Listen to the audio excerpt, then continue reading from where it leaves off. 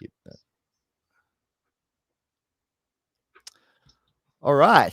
Hello, and thank you for joining me today. I've got a very special guest, Linda Dionfrio, and we're here to talk about the didn't do so well on the pronunciation of her name, but we're here to talk about a very important topic: how your child grows and develops in terms of their orofacial function. Linda, thank you so much for joining me today. And there's a lot to talk about in this area, so I really want to dive in. But you're a speech and language pathologist, and amongst your training, and I want to kind of, you've really spent the last few years lecturing to dentists and talking to the dental community about how this orofacial development picture really fits into what's happening with a child's teeth.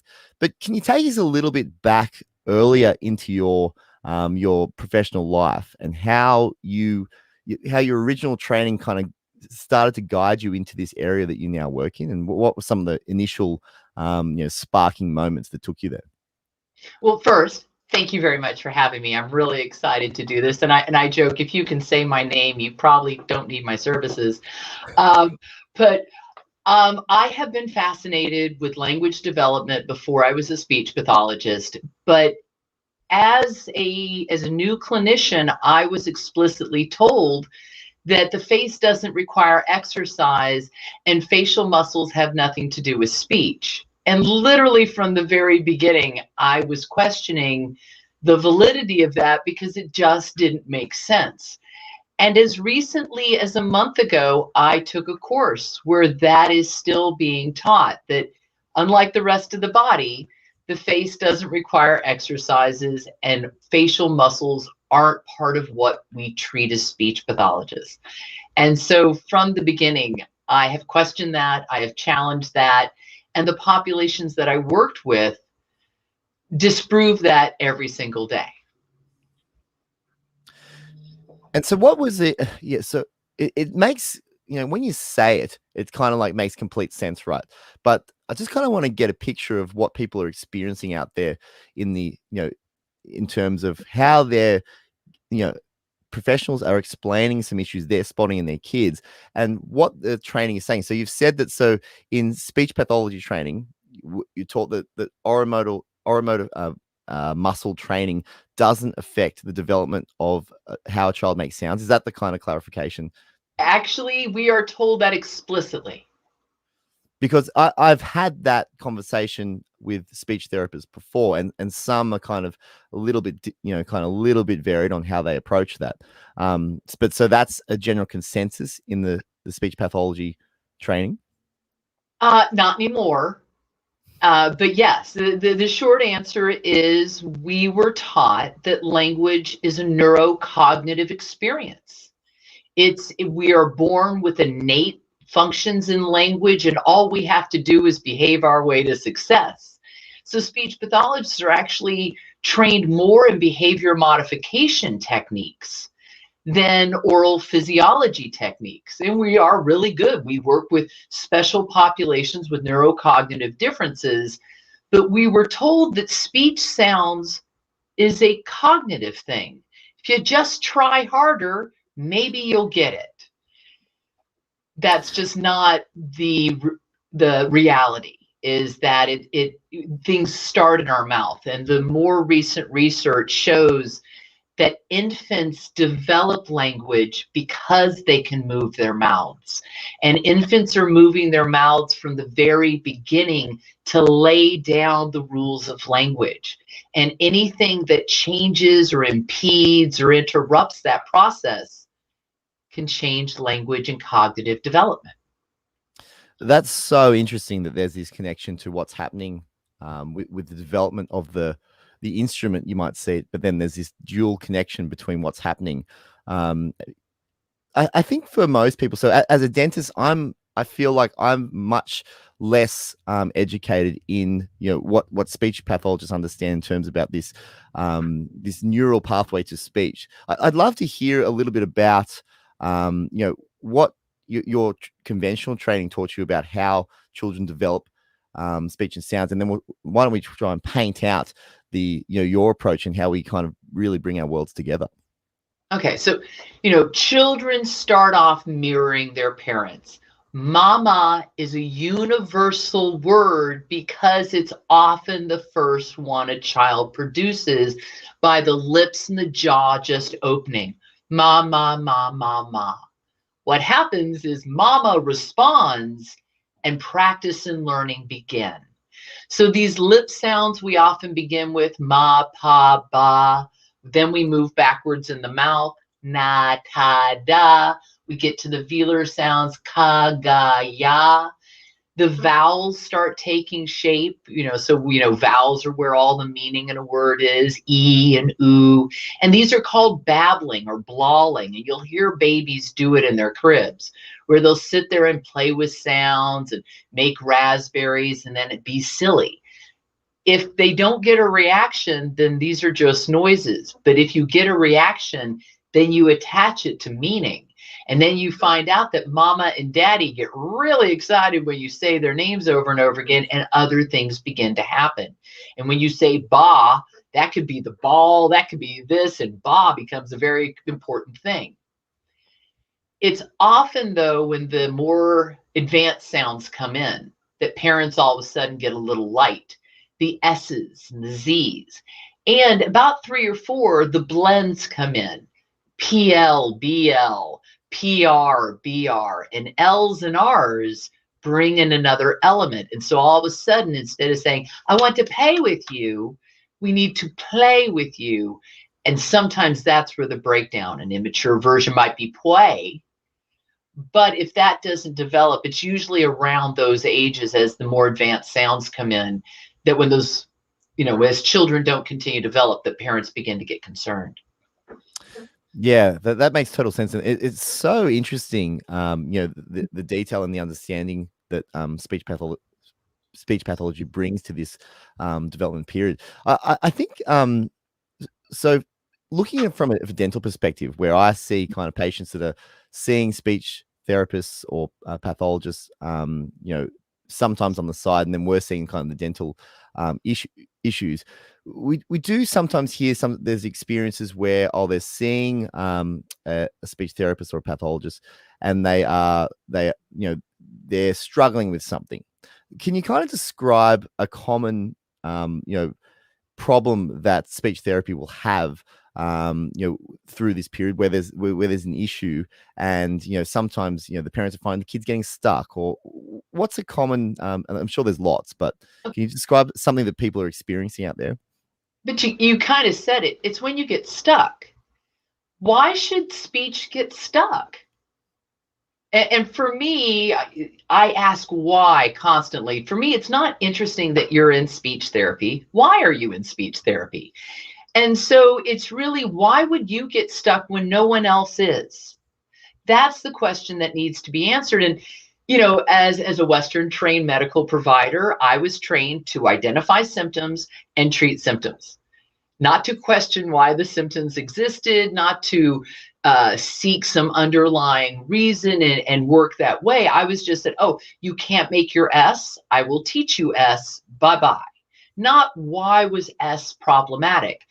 And so what happens when you work in a multidisciplinary way and kids get stuck, it's why. Why are you stuck? And what happens is people realize it's not behavioral. Then they realize, oh, maybe it's muscular, or maybe it's bony skeletal. And so it's a shame. The way I was trained to start bony, muscular, then behavioral. But that's not the way we treat children. We ask them to change their behavior first. And it's not until they fail that we start digging deeper, when they get stuck. Yeah, it makes total sense. And that's often the situation when speech therapy is brought up in the dental kind of context. It's like, well, they're stuck, so is there something else going on? So it does sound like there are a lot of parents experiencing that in that sense. In terms of your kind of stepping into, so you're in this world, you're finding that maybe that there are children and parents out there experiencing problems with getting their child to speak clearly. What was your first kind of lightning moment where you found there's actually more to this? And what was your kind of, was it the feeding part, or did you find that dental development was really kind of playing a big part? Where did that kind of begin? I was spoiled. I did, while doing my clinical fellowship at the VA Medical Center, where I worked with people post-stroke, post-brain injury, and with cancer and significant facial trauma. I also was working with a speech pathologist who was famous for already publishing with a dentist on myofunctional disorders. So right out of graduate school, I was applying oromyofunctional techniques to these special populations, people with bony differences, people with muscular differences, people with brain injury. So that was how I began, was working with somebody who was already lecturing at a local dental school, who had already published with a dentist. So again, I came in kind of going, this doesn't make sense to me. And my first supervisor was like, it does. So let's, and so I just began.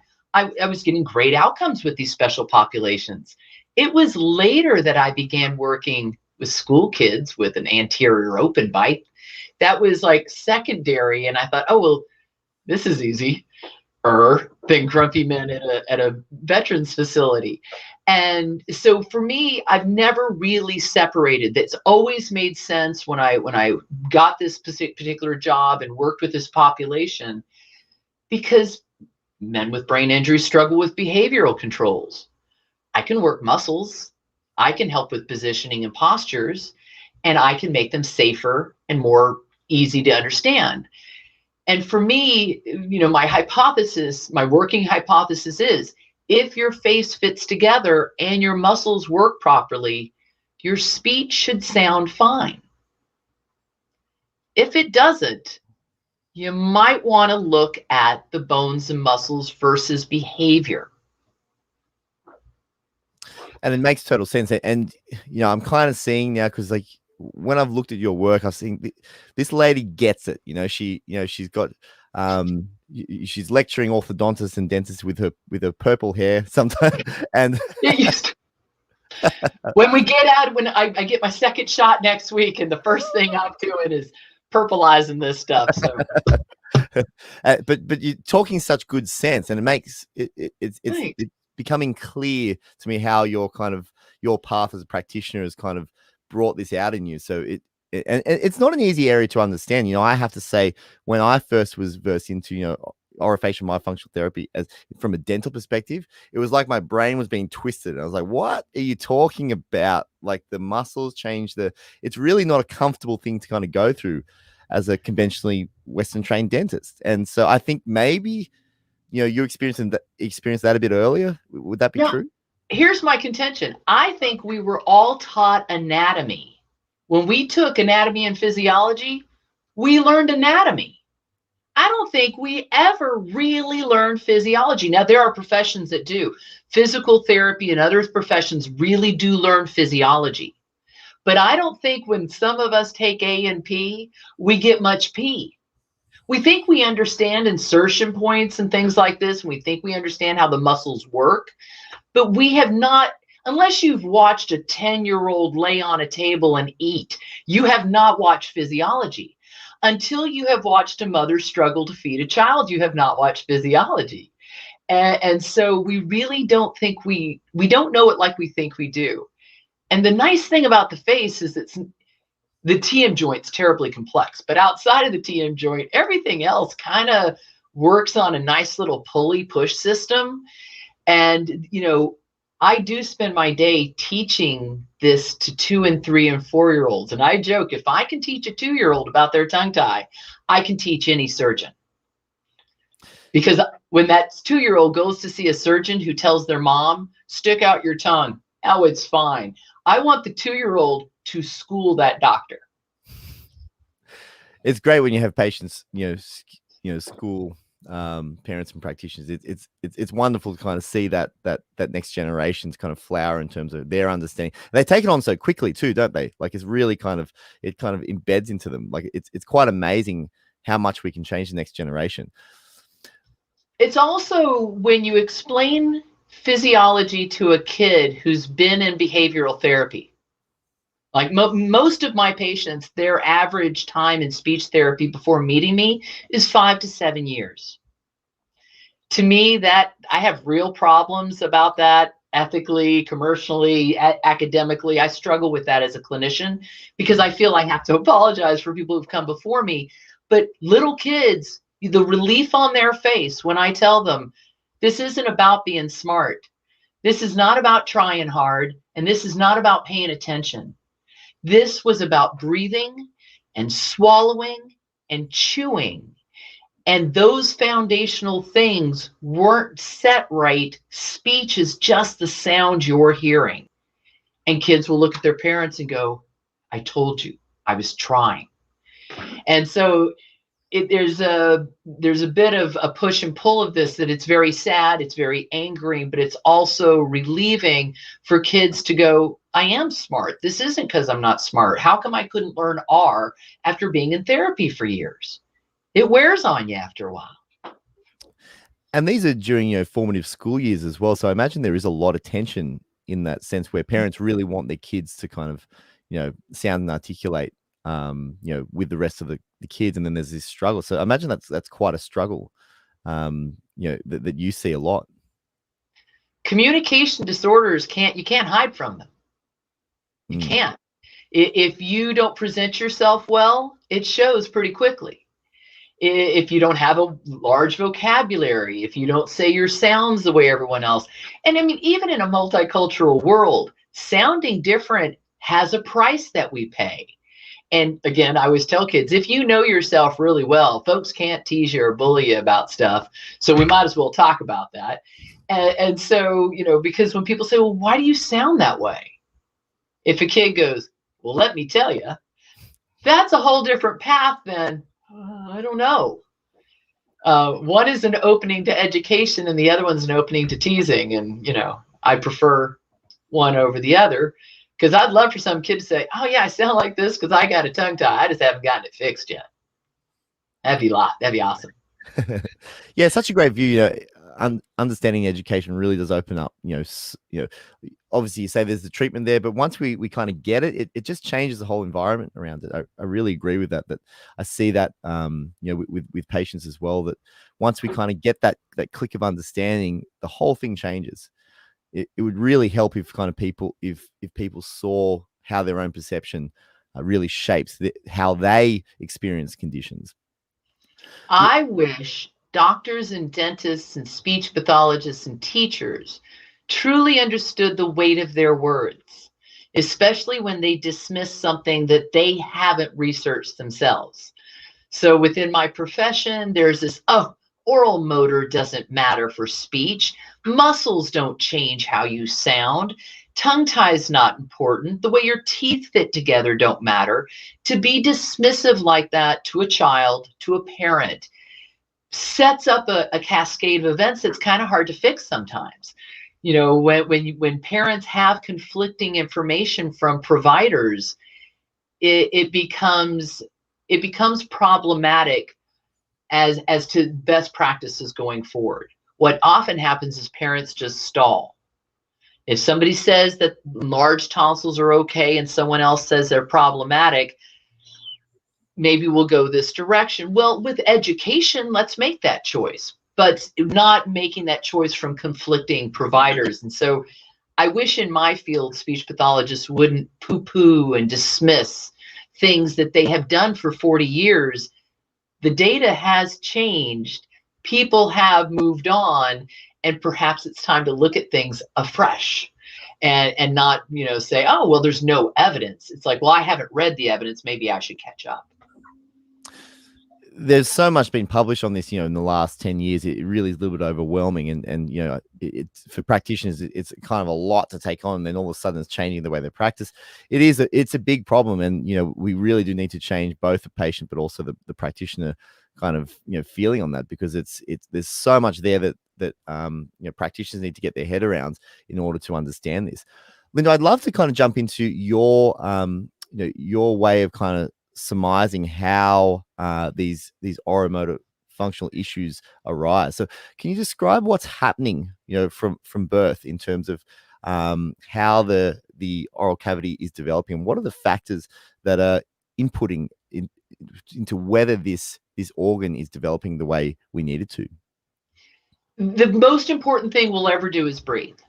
From the very first moment of life until the end, breathing is a foundational behavior. And it's the first one that can hit us if we are born with a craniofacial structure that is off, if we have enlarged or restrictive soft tissue from the beginning. And so for infants, a 1-day-old baby will lay there with their mouth closed, breathing through their nose. That is normal. A normal face is actually built to house the teeth and manage things. Not everybody is born with an ideal craniofacial structure, but there are children who are literally born with recessed jaws and high narrow palates. They didn't develop them after birth. And those set up conditions that change the breathing modality. First off, it just makes the mouth open. Once the mouth opens, there is a cascade of events that can happen throughout the lifespan. An open mouth is never okay in any age you see it in. Not when you're 99, not when you're 9, and not when you're 9 minutes old. So breathing is primary. And those are the diseases of childhood. Enlarged tonsils and adenoids are what take out small kids early on. It's that snoring. This is what starts that respiratory pattern that can lead to sleep disordered breathing and other things. But the very next thing is the ability to swallow. Our ability to nurse from the moment of life matters. If we live in a first world country and we struggle, we might get lucky and somebody might hand our mother a bottle, and then we'll have a different choice. There's a sliding door moment that can happen. But there will be a consequence to that. The pressures inside the mouth will change. And some people just don't get everything ideally, but that's a piece of it. But the next one is chewing. And that starts right about that first year of life as kids are transitioning from nursing through baby foods to table food. And that's often when the first, if you're not caught at breastfeeding, it's that transitional time because chewing isn't happening. Kids are starting to reject foods. Picky eating starts to become more of a thing because kids need to be safe. The posterior of the tongue saves your life. That's what keeps stuff from going down your throat. And if you don't have good base of tongue control, you can be at risk. And if you don't have a lot of speech, knocking over your high chair tray is the easiest thing to do. I mean, it's effective and efficient. It's really, though, about that same time that speech is supposed to start. Solid foods and talking happen right around the same time. But depending on where you are and your expectations, there can be an entire year before anybody picks up there's a problem because not everybody starts talking at 1.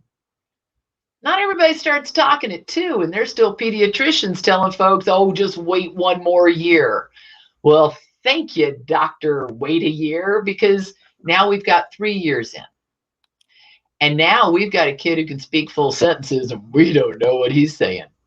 So there's these foundational things that set the stage for speech, but they're often there ahead of time.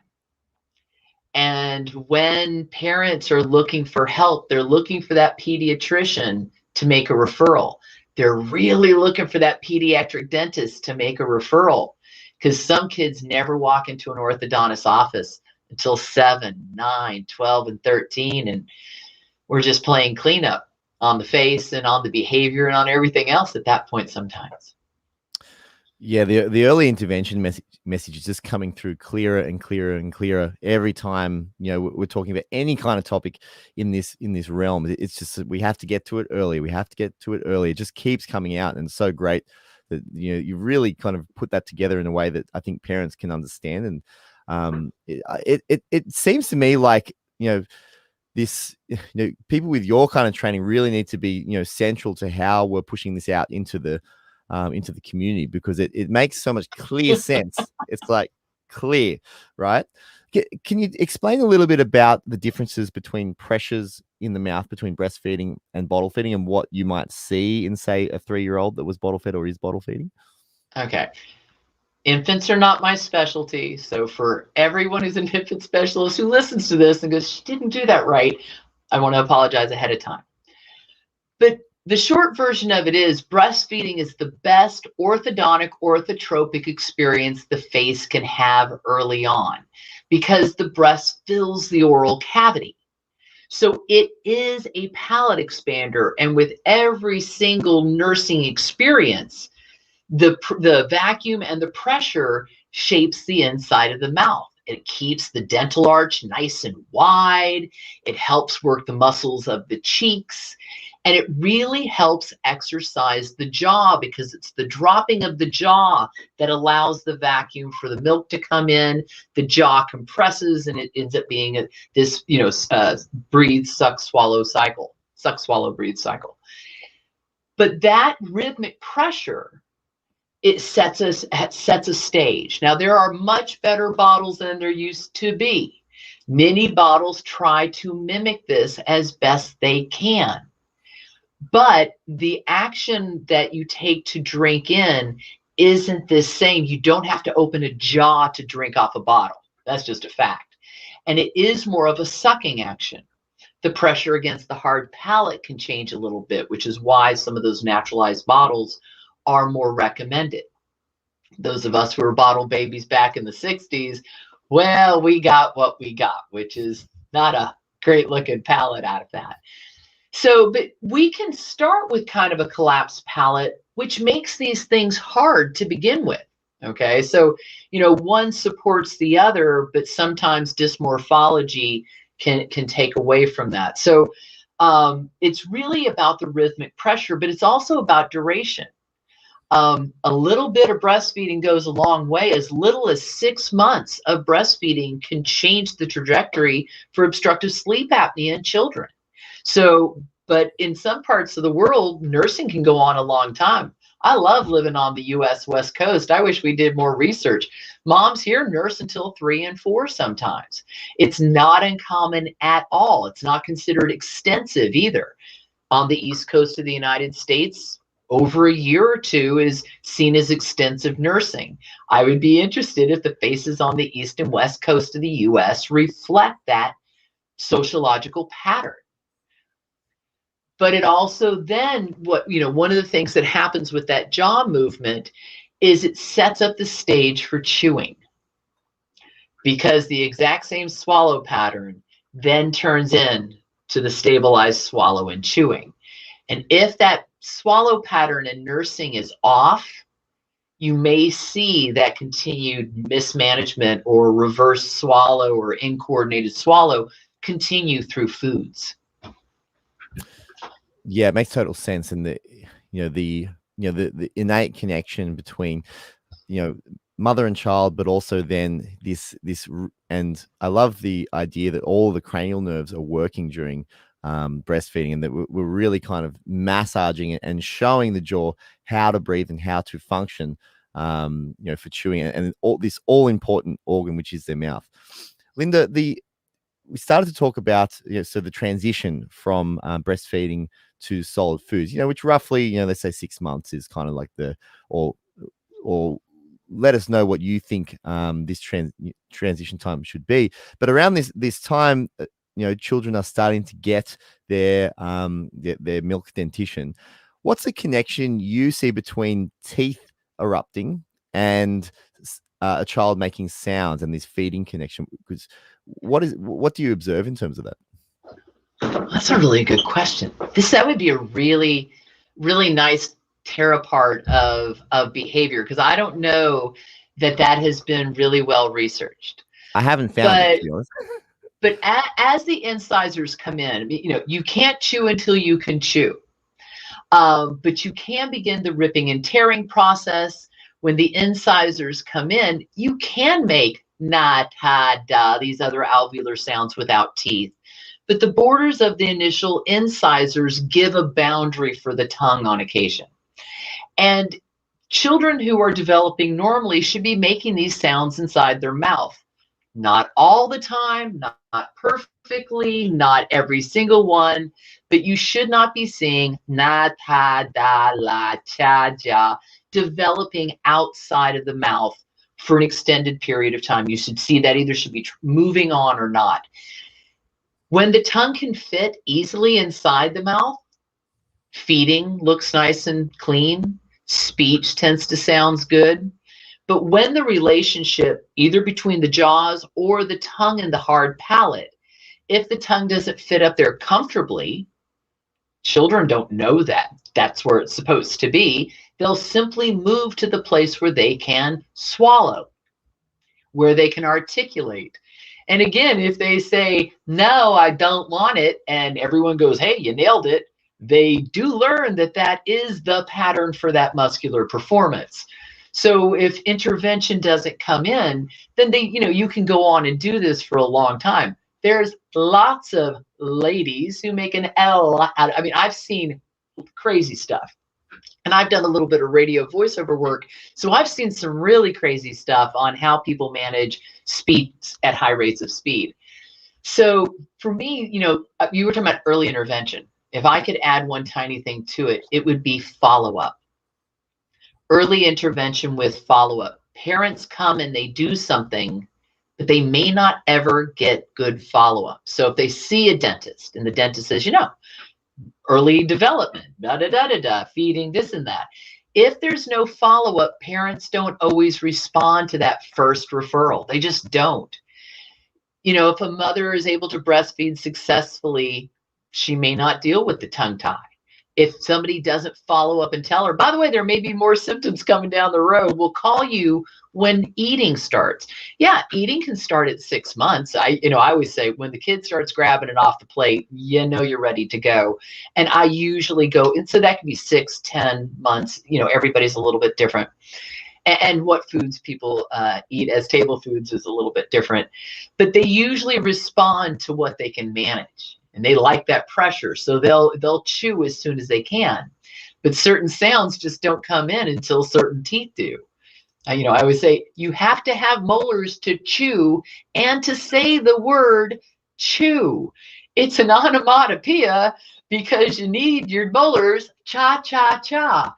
And I cannot count on both hands how many kids have been in speech therapy for SH, CH, and J when they were in crossbite and had not been referred to an orthodontist. The day they got their palate expander, they got all 3 of their sounds that they had been working on for years. That happens a lot. That makes total sense. And look, actually, let's describe that situation a little bit, because it's really interesting, like the terms of that sound and the molar connection. So what's actually happening in the mouth when the child is making that? So they need molar support. So in order to create the pressure. Cha, cha, cha, cha, cha. Yeah. Okay. Almost all of our speech sounds actually keep the back of our tongue up all the time. If you say the alphabet, A, B, C, D, E, F, G, you'll see the back of the tongues up against the molars all the time, which is basically holding an R, okay? If you have normal lingual palatal resting posture and your tongue lives in the roof of your mouth, and every time you swallow your saliva, you reinforce it, just like breastfeeding would, then the back of the tongue is toned and high, and so is the rest of it. Well, a lot of sounds really just are manipulations within that. And a cha, I love it. I call it a transitional sound because it's a cheat that people use. We had a vice presidential candidate once who used to say, nice to meet you. Don't you know? And it's that don't ya. Well, that's a T and a Y that we just stuck in the middle and called it ch. It's a great sound. They're great sounds. But the tongue is basically just sitting there making a little bowl and just dropping off. But if the teeth don't fit together well, or there's not enough room, or the angle has to change, if you have spillover, cha becomes an entirely different sound. And it might, trick some people, but you'll pay a lot down the road for that, because that inevitably will make a bilateral open bite, because the rest posture will mimic that sound. Yeah, makes total sense. It's really interesting. Actually, I've been thinking about that connection between the eruption patterns in milk teeth and those early development stages. So it's interesting. You say there hasn't been a study I don't think directly. that's been written up. Yeah, that's that. I think could be I needed. think we should do that. I think we should write that up. Okay, that sounds like fun. Yeah, Linda, I'm just going to bring up a question. This is Yeah. a big topic, but Christy Alva asks, so what do you do if an infant has an open mouth? Why? Now, there's a lot of reasons for mouth breathing. Okay, airway obstruction is the first thought I have. Soft tissue restriction is the second thought I have. Objects in the mouth is often the third thought I have. But there's a why, and in infants, it's airway obstruction. It makes me wonder about jaw development, not letting the lips close properly. But it's not a normal thing. It looks adorable for a few years, and then it doesn't. But the first thing I would do is I would think about tonsils and adenoids. The second thing I'd look at is lip and tongue tie to make sure that the lips and the tongue have full range of motion. That would be my first instinct. Objects in the mouth can change the facial growth and the tongue growth because the tongue goes under it. But it's often a response to other things. Kids with airway obstruction and kids with tongue tie have their hands in their mouth more than kids who don't. So often that's the object in the mouth is also a compensation for an underlying pathology. So I would get that young child to an ear, nose, and throat doctor. And you mentioned the habits kind of diet, how kids put their thumbs or put their pacifiers. How do you describe and how do you feel about pacifiers, for instance, with parents? I'm a mom. I need to do stuff. I bought a Billy Bob toothless binky when my son was an infant because it was funny. I like showering. These are tools, okay? It is a soothing tool. Sucking helps regulate and calm a child, okay? Sometimes that tool can help a parent. When that is not used as a tool and it is overused, I see children with binkies in their mouth. They're not upset. It has now just become a thing. I had a 10-year-old patient who still used one, like other people smoke cigarettes. So when it is no longer a tool, then you're moving into potential issues. I had a mom once share, oh, my child never has a pacifier unless she's sleeping. And my response was, so 8 hours a day, like a full-time job. And she went, oh, no. Oh, no. And I went, oh, yeah. Oh, yeah. So, if you're using a pacifier, think of how you're using it, why you're using it. Does your child have self-soothing skills? Are they learning how to take care of themselves so you're not 10 and still relying on sucking to calm you? And when your child falls asleep, pop it out. There's a developmental process. I wouldn't take a binky away from a child that needed it for all the tea in China, but I also wouldn't help an orthodontist buy a boat just because I didn't want to deal and I thought a binky or a pacifier was a fast way to go. Because you do pay for those conveniences, like sippy cups. They're conveniences that you can pay for down the road because what they do to oral facial physiology and anatomy. Yeah, it makes it very clear that once parents see that these things, that you might have an easier kind of, 6 to 12 months or something. But if you're dealing with a problem that could last potentially years, or push a child into complex treatment, it changes that. It changes the way people think about it. So that's a great point. Now, I want to jump in. I got to say, dentists and dental providers do like to take away their kids' pacifiers a little bit earlier than other folks. I think they somehow got it in their head that there's a magic age and it's got to go. So as you say this, and I happen to know that you may be a daddy, it really does serve a purpose. it does help regulate us, and we don't live with children on us like we used to. We can't nurse on demand always. And so it's not a hard 6 months for you. It really is about teaching regulation. It's when I see 4-year-olds literally running through an airport completely content with a binky in their mouth. You're paying someone to fix that. But there is a line. There is absolutely a line of function. I would never want a parent to think that they couldn't use one, or be afraid to use one, or feel shame to use one. But I also, I don't want you making other people rich. Yeah, that's a good point. Because I've got 2 kids. My son never really had a kind of sucking habit. My 1.5-year-old daughter, she sucks on her her binky. I think it's the same thing at night, and that's her thing. She lays down, she puts it in, and I'm actually thinking maybe we could pull it out during the night, but at the same, yeah, but she doesn't have a habit through the day. But it's something we're going to have to think about. Yeah, so it's okay. So when you check on her, is it in so that you can just pull it out, or is it so suctioned in that you have to break the seal to take it out? They're not the same. One is just sitting benignly in a mouth. The other is actively sucking. Yeah, that's interesting. Yeah. Okay, She definitely sucks it. Yeah. Okay. And so one, why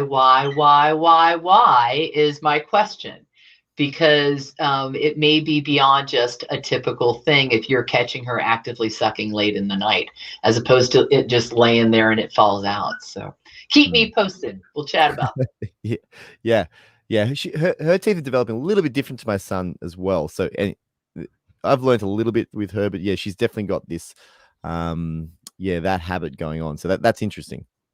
Yeah, and the anterior open bite that a pacifier creates looks very different than with a digit in the hand, because the bone changes everything. Pacifiers can cause flaring, but they don't typically cause rotation. They don't typically, cause some teeth to ankylose or look like they're ankylosed, because the bone will really stop teeth erupting, where the pacifier will kind of make a little spread, and the open bite looks I can see a pacifier open bite from 20 feet away. Yeah, let's talk about it. So, I mean, for those that, for parents that to identify an open bite, what would you say there? I mean, some parents might struggle to see that in their kid.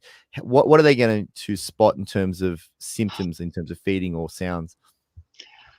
I've had parents not see an anterior open bite until I showed it to them. And actually, some were quite significant, because not everybody shows their bottom and top teeth when they smile. And I had parents who thought their kids were smiling. They didn't realize that the molars were touching in the back, but the teeth weren't touching in the front. And it's really interesting, when parents brush teeth, they often brush an open mouth. They're looking at their kids every day, but they don't see that puzzle piece component. And I think parents need better dental hygiene education. They should go to parent tooth camp, because we spend a lot of time looking at children we love, but not seeing them in a clinical way. And it's often, again, until the dysmorphology is so significant that you're like, I never saw it. And parents feel terrible when they miss these things. But they don't always know it was, as teeth are growing, that even baby teeth are meant to contact. They think because they're in this growing phase that seeing all this openness is totally okay. Yeah, totally. And, maybe a tip out there is that parents can think about that, check how your teeth bite together.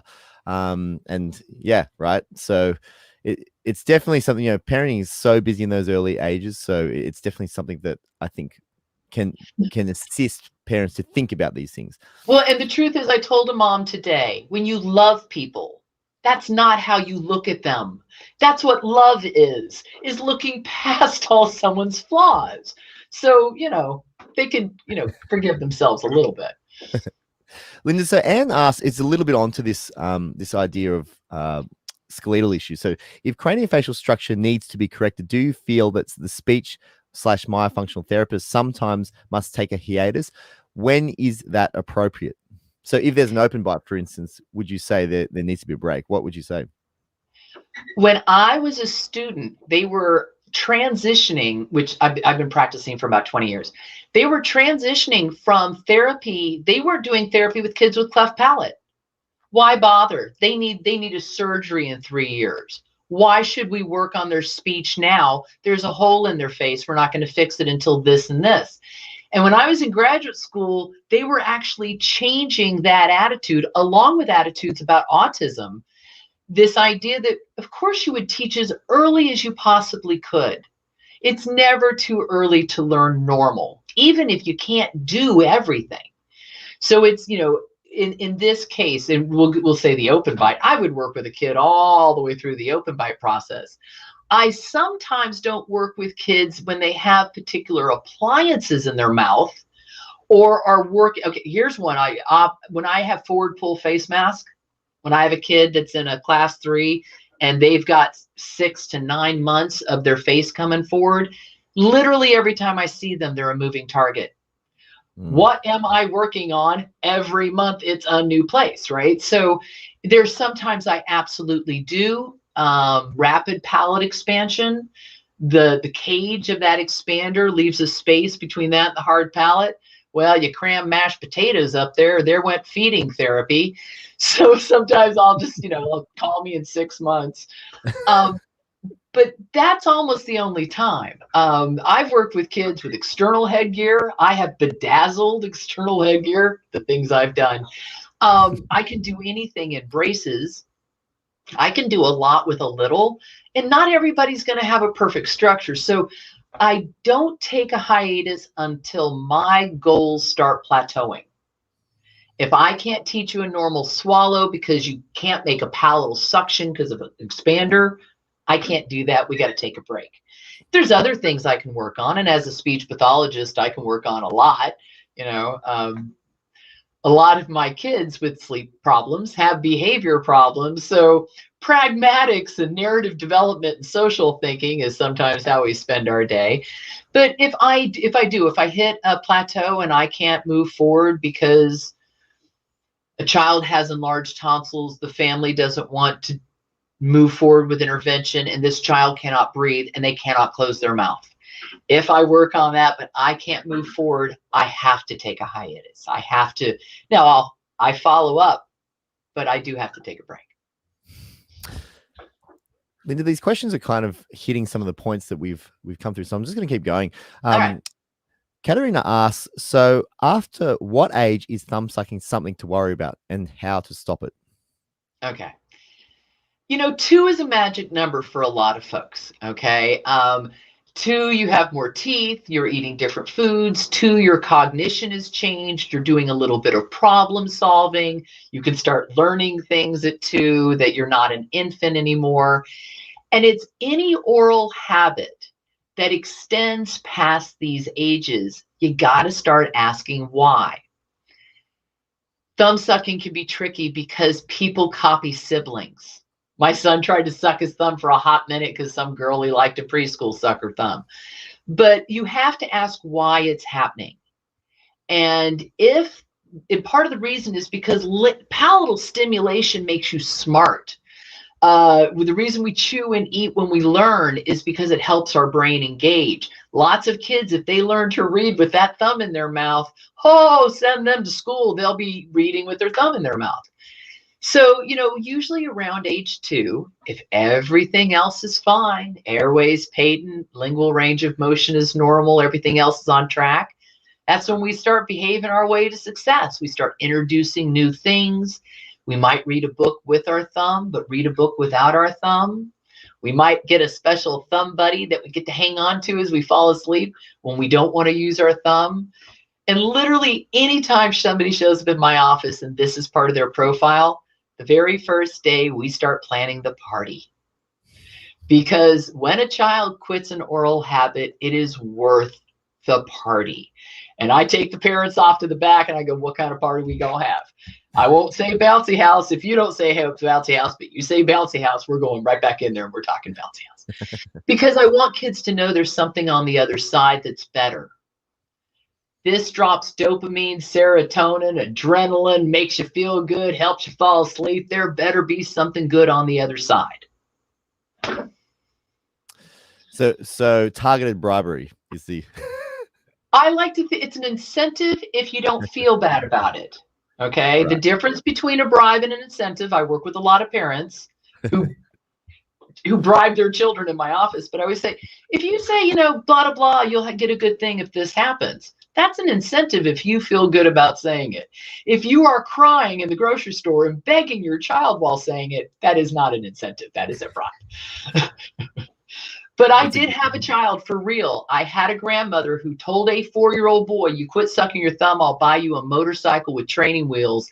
He stopped that day, and I have a photograph of him on a motorcycle with training wheels jumping a little hole. So I don't know, was that a bribe or was that an incentive? Okay, let's do this one. Linda, Chrissy asks, what causes a hissing S lip that comes and goes? Okay. There are two kinds of lisps. A frontal one that sounds like a TH. That's funny. The sun sign. Okay, that's a frontal lisp. You're describing what is called a lateral lisp. The tongue is humped and airflow is coming off the top of it. A hissing lisp is a good name for it too.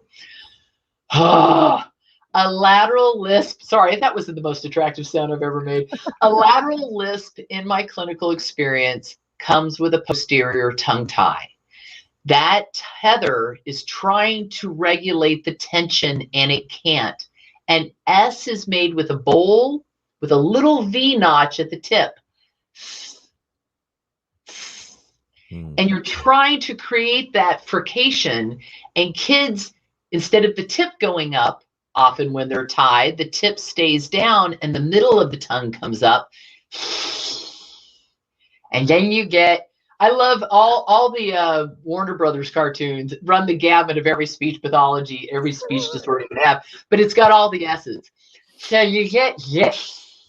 Yeah, right. And it's multiple airflow.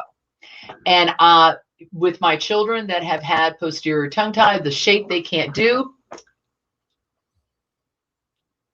is going from that hump tongue to a cup tongue to a humped, and the hump is their S, and it's the cup shape they really need. So it's a tricky one, and speech pathologists hate that sound. So good luck, Christy. A great explanation, though, because it kind of helps us to see how there's a anatomical and physiological, and then obviously the potentially therapeutic way we can work on it. So I think that's a great explanation. There's a question here on sleep. Lauren asks, is the active sucking of pacifiers or a dummy while sleeping common in toddlers with OSA? Oh, yes, ma'am. I share this story in my clinic a lot, but one of the most profound experiences I saw of a child using sucking to clear her sinuses. A mother of an infant and a 4-year-old in my office. The mom is on the floor nursing the infant. This is Oregon, so this is a total Oregon story. The 4-year-old comes over her shoulder and starts nursing upside down.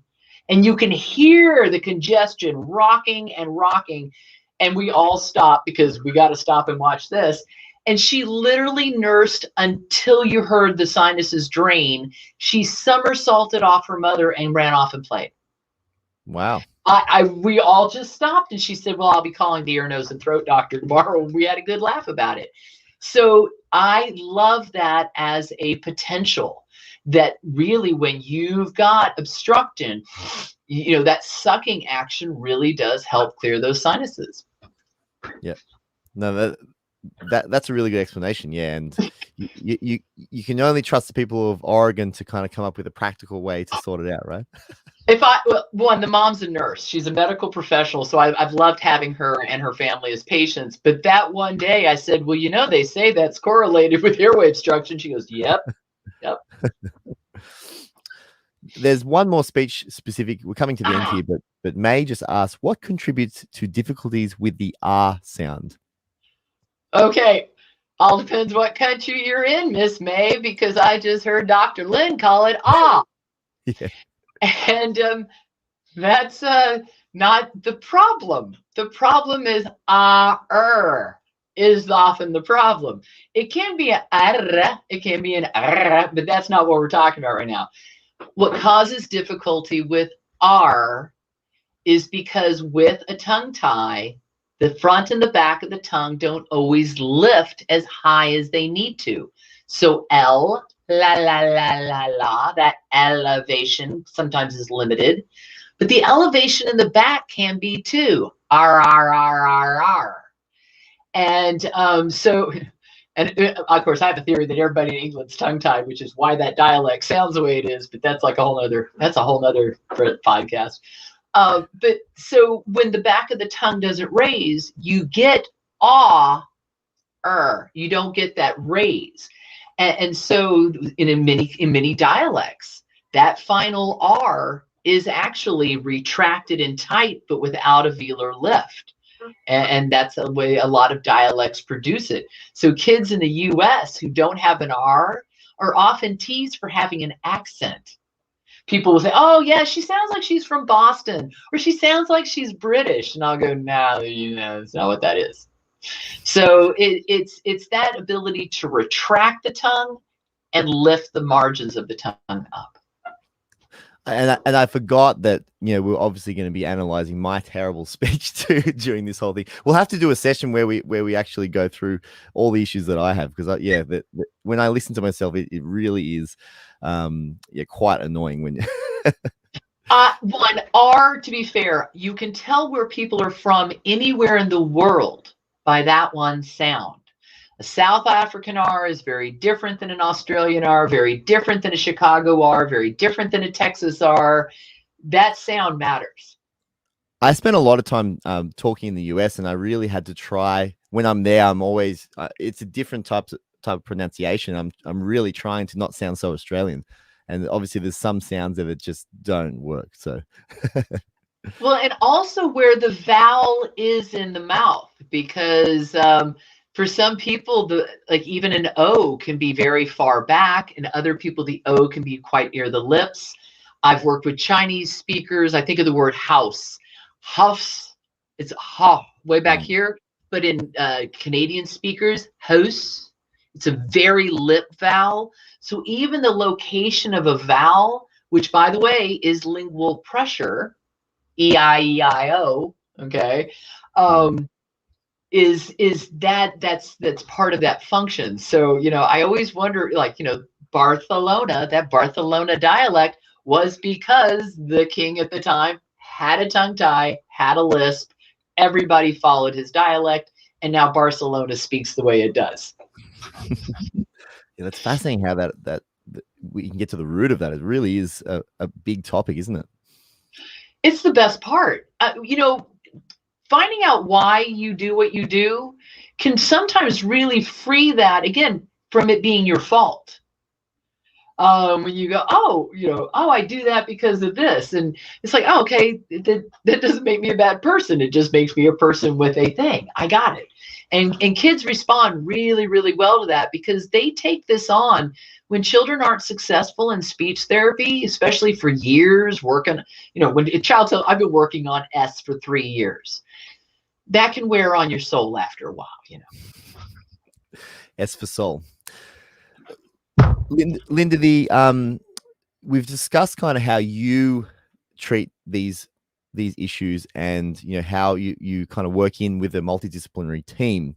Can you describe your ideal world and what parents should be looking for in practitioners, and how you like people to kind of address these issues, and maybe on what you do on a day-to-day now, but also to what you'd like to see moving forward, how you think this problem could be fixed so children don't have these issues moving forward?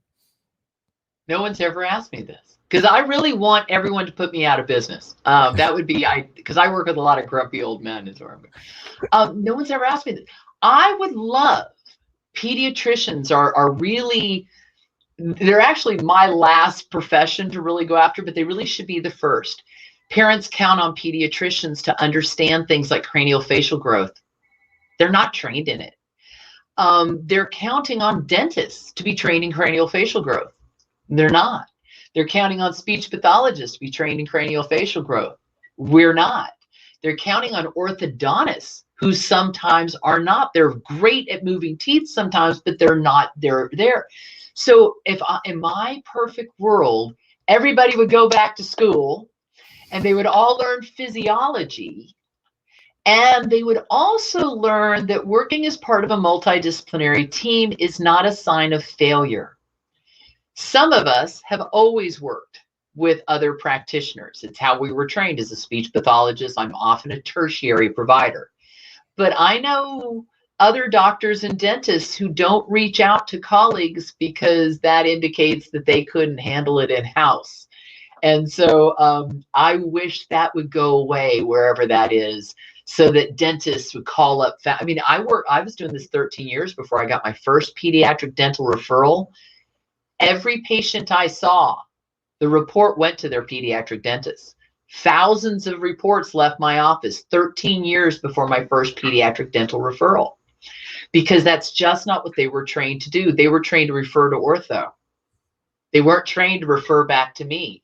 And so the circle kept doing this until the circle changed. I am getting referrals from neurodevelopmental psychologists for the first time.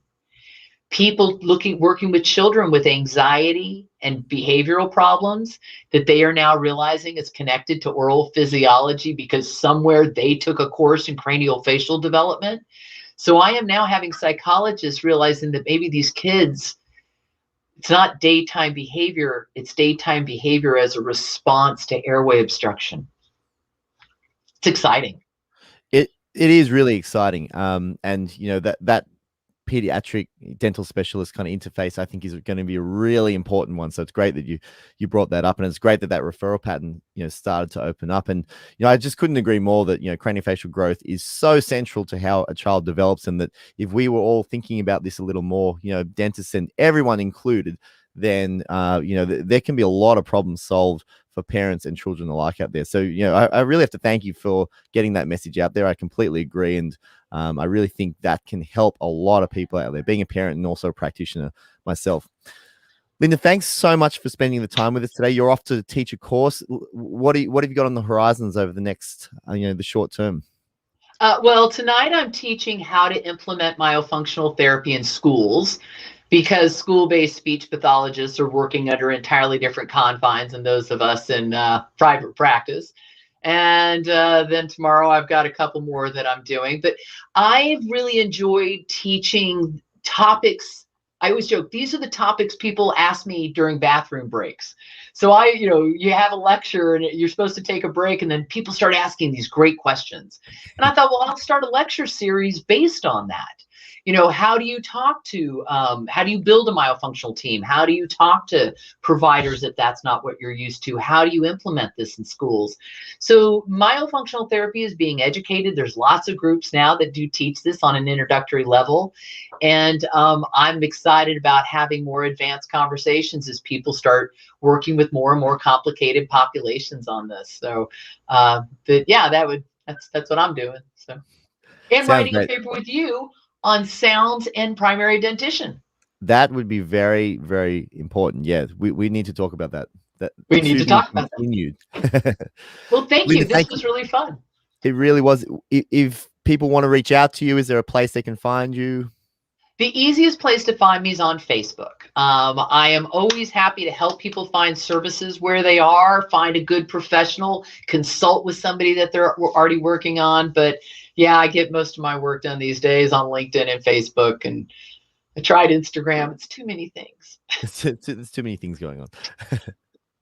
Linda, thanks so much. And it was enlightening, but also, yeah, we'll have to do this again because it's such a big topic and so important. And thank you for all the work you've done over your entire career. Thank you. This was lovely. Appreciate it. Bye-bye. Bye.